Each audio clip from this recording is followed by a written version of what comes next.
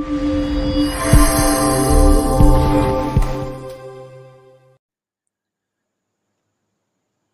Morning friends, welcome to exam study 94। Friends, आज है 22 अगस्त 2024। तो 22 अगस्त 2024 से संबंधित करंट अफेयर्स के जितने भी महत्वपूर्ण प्रश्न बनते हैं उन सभी को हम आज की इस वीडियो क्लास में डिस्कस करेंगे और साथ साथ प्रश्नों से संबंधित महत्वपूर्ण तथ्यों को भी पढ़ेंगे। तो फ्रेंड्स, करंट अफेयर्स के सभी प्रश्न पढ़ने के लिए वीडियो को लास्ट तक जरूर देखें और कोई भी प्रश्न मिस ना करें। वीडियो को लाइक करें, ज़्यादा से ज़्यादा अपने दोस्तों के पास शेयर करें जिनसे आपके दोस्तों की भी मदद हो सके। और दोस्तों, यदि आपने हमारे यूट्यूब चैनल एग्जाम स्टडी 94 को भी सब्सक्राइब नहीं किया है तो चैनल को सब्सक्राइब जरूर करें, जिससे प्रतिदिन सुबह 5 बजे करंट अफेयर्स की वीडियो का नोटिफिकेशन आपको मिल जाए। तो दोस्तों, शुरू करते हैं आज की क्लास 22 अगस्त 2024 से संबंधित करंट अफेयर्स। देखते हैं पहला प्रश्न। प्रतिवर्ष विश्व वरिष्ठ नागरिक सम्मान दिवस किस दिन मनाया जाता है? तो प्रतिवर्ष 21 अगस्त को विश्व वरिष्ठ नागरिक सम्मान दिवस मनाया जाता है। इस दिवस को मनाने का उद्देश्य जो है वो है समाज में वरिष्ठ नागरिकों की योगदान को सम्मानित करना और उनके प्रति जागरूकता बढ़ाना है। ये दिन उन सभी वरिष्ठ नागरिकों के योगदान की सराहना करने का अवसर प्रदान करता है जिन्होंने अपने अनुभव और ज्ञान के माध्यम से समाज में महत्वपूर्ण भूमिका निभाई है। इसीलिए प्रतिवर्ष 21 अगस्त को विश्व वरिष्ठ नागरिक दिवस मनाया जाता है। देखते हैं अगला प्रश्न। हाल ही में लगातार दूसरे साल विश्व स्तर पर शीर्ष केंद्रीय बैंकर कौन बने हैं? तो लगातार दूसरे साल विश्व स्तर पर शीर्ष केंद्रीय गवर्नर बने हैं, शीर्ष केंद्रीय बैंकर बने हैं भारतीय रिजर्व बैंक के गवर्नर शक्तिकांत दास। यह हैं शक्तिकांत दास, जिन्हें लगातार दूसरे साल विश्व स्तर पर शीर्ष केंद्रीय बैंकर चुना गया है। तो इस क्वेश्चन का राइट ऑप्शन होगा सी, शक्तिकांत दास। इनके बारे में और अधिक विस्तार से देखते हैं। अमेरिकी मैगजीन ग्लोबल फाइनेंस ने भारतीय रिजर्व बैंक के गवर्नर शक्तिकांत दास को दूसरे साल विश्व स्तर पर शीर्ष केंद्रीय बैंकर का दर्जा दिया है। इस साल भी शक्तिकांत दास को A+ रेटिंग दी गई है। तो भारतीय रिजर्व बैंक के गवर्नर शक्तिकांत दास के साथ कुछ अन्य देशों के बैंकों के गवर्नर को भी A+ रेटिंग दी गई है। तो देखते हैं A+ रेटिंग किसे किसे मिली है। तो शक्तिकांत दास जो है भारतीय रिजर्व बैंक के गवर्नर, क्रिश्चियन कैटल थॉमस ये हैं डेनमार्क बैंक के गवर्नर, और थॉमस जॉर्डन ये हैं स्विट्जरलैंड बैंक के गवर्नर। अगला पॉइंट देखते हैं ए रेटिंग। तो रोबर्टो कैंपस नेटो ये हैं ब्राज़ील बैंक के गवर्नर, रोसन्ना कोस्टा ये हैं चिली के, हरवेश कुमार सिंगोलम ये हैं मॉरिशस बैंक के गवर्नर, और नंदलाल वीर सिंघे ये हैं श्रीलंका बैंक के गवर्नर। इन्हीं के साथ ए रेटिंग दी गई है गुएन थी होंग ये हैं वियतनाम बैंक के गवर्नर। अगला पॉइंट देखते हैं। ग्लोबल फाइनेंस मैगजीन इन्हें ये रेटिंग महंगाई दर नियंत्रण, आर्थिक विकास लक्ष्य, मुद्रा स्थिरता और ब्याज दर मैनेजमेंट में सफलता के आधार पर दी जाती है। यह मैगजीन यूरोपीय संघ, पूर्वी कैरेबियाई केंद्रीय बैंक, मध्य अफ्रीकी राज्यों के बैंक और पश्चिमी अफ्रीकी राज्यों के केंद्रीय बैंक के साथ साथ लगभग 100 देशों के केंद्रीय बैंक गवर्नरों पर फोकस रखती है। तो फ्रेंड्स, उम्मीद करता हूँ आप समझ गए होंगे इस क्वेश्चन के बारे में। अब देखते हैं अगला प्रश्न।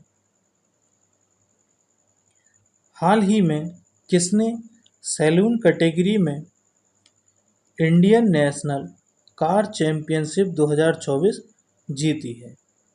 तो अभी हाल ही में डायना पुंडल ये है डायना पुंडल जो रहती हैं पुणे महाराष्ट्र में, इन्होंने सैलून कैटेगरी में इंडियन नेशनल कार चैंपियनशिप 2024 जीती है। और इंडियन नेशनल कार चैंपियनशिप 2024 जीतने वाली ये पहली भारतीय महिला बन गई हैं। तो इस क्वेश्चन का राइट ऑप्शन होगा सी, डायना पुंडल। देखते हैं अगला प्रश्न। हाल ही में किसने कर्मचारी राज्य बीमा निगम के डायरेक्टर जनरल का पदभार संभाला है? तो अभी हाल ही में अशोक कुमार सिंह ने कर्मचारी राज्य बीमा निगम के डायरेक्टर जनरल का पदभार संभाला है। ये हैं अशोक कुमार सिंह। तो इस क्वेश्चन का राइट ऑप्शन होगा सी, अशोक कुमार सिंह। देखते हैं कुछ अन्य महत्वपूर्ण नियुक्तियां। देखते हैं पहला पॉइंट, राहुल नवीन प्रवर्तन निदेशालय यानी कि ईडी के नए निदेशक नियुक्त किए गए। संदीप पुंडरीक को इस्पात मंत्रालय के नए सचिव के रूप में नियुक्त किया गया। और विनय मोहन क्वात्रा ने अमेरिका में भारत के राजदूत के रूप में कार्यभार संभाला। टीवी सोमनाथन को नया कैबिनेट सचिव नियुक्त किया गया। हरीश दुधानी को सीईआरसी का सदस्य नियुक्त किया गया। टेन सू सान टीवीएस मोटर्स यानी कि टीवीएस मोटर्स की पहली महिला सीईओ नियुक्त की गई। लेफ्टिनेंट जनरल विकास लखेड़ा ने असम राइफल्स के महानिदेशक का पदभार संभाला। और आईपीएस अधिकारी दलजीत सिंह चौधरी को बीएसएफ का महानिदेशक नियुक्त किया गया। अगला पॉइंट देखते हैं, संतोष कुमार गंगवार को झारखंड का नया राज्यपाल नियुक्त किया गया। ये हो गई महत्वपूर्ण नियुक्तियां। देखते हैं अगला प्रश्न, किस देश की अंतरिक्ष एजेंसी के द्वारा अगले 5 साल में 70 सैटेलाइट लॉन्च करने की योजना है? तो अगले 5 वर्ष में 70 सैटेलाइट लॉन्च करने की योजना है भारतीय अंतरिक्ष एजेंसी इसरो के द्वारा। इसरो यानी कि भारतीय अंतरिक्ष अनुसंधान संस्थान। तो इस क्वेश्चन का राइट ऑप्शन होगा बी, भारत। इसरो के बारे में देख लेते हैं। तो डॉक्टर विक्रम साराभाई की दूरदर्शिता पर सन 1962 ईस्वी में भारत सरकार द्वारा भारतीय राष्ट्रीय अंतरिक्ष अनुसंधान समिति की स्थापना की गई, जिसका बाद में नाम बदलकर 15 अगस्त 1969 को भारतीय अंतरिक्ष अनुसंधान संस्थान के रूप में गठन किया गया। यानी कि भारतीय अंतरिक्ष अनुसंधान संस्थान का जो पहले नाम था वो था भारतीय राष्ट्रीय अंतरिक्ष अनुसंधान समिति, जिसका 15 अगस्त 1969 ईस्वी को नाम बदलकर भारतीय अंतरिक्ष अनुसंधान संस्थान के रूप में गठन किया गया। तो इसरो का मुख्यालय जो है वो है बेंगलोर में और इसके वर्तमान अध्यक्ष हैं डॉक्टर एस सोमनाथ। यह है डॉक्टर एस सोमनाथ। इस क्वेश्चन का राइट ऑप्शन होगा बी, भारत। देखते हैं अगला प्रश्न,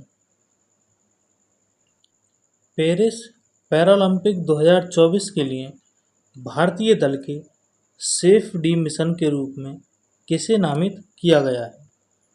तो भारतीय दल के सेफ डी मिशन के रूप में नामित किया गया है सत्य प्रकाश सांगवान को।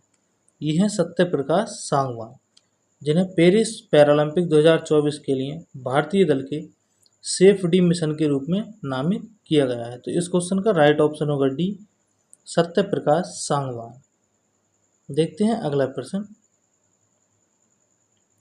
आगामी महिला T20 विश्व कप 2024 का आयोजन बांग्लादेश के स्थान पर किस देश में किया जाएगा? तो पहले महिला T20 विश्व कप 2024 का जो आयोजन किया जा रहा था वो किया जा रहा था बांग्लादेश में, लेकिन वहाँ सत्ता परिवर्तन होने के बाद महिला T20 विश्व कप 2024 का आयोजन किया जाएगा यूएई में। तो इस टूर्नामेंट का आयोजन बांग्लादेश के स्थान पर 3 अक्टूबर 2024 से दुबई और शारजाह में किया जाएगा।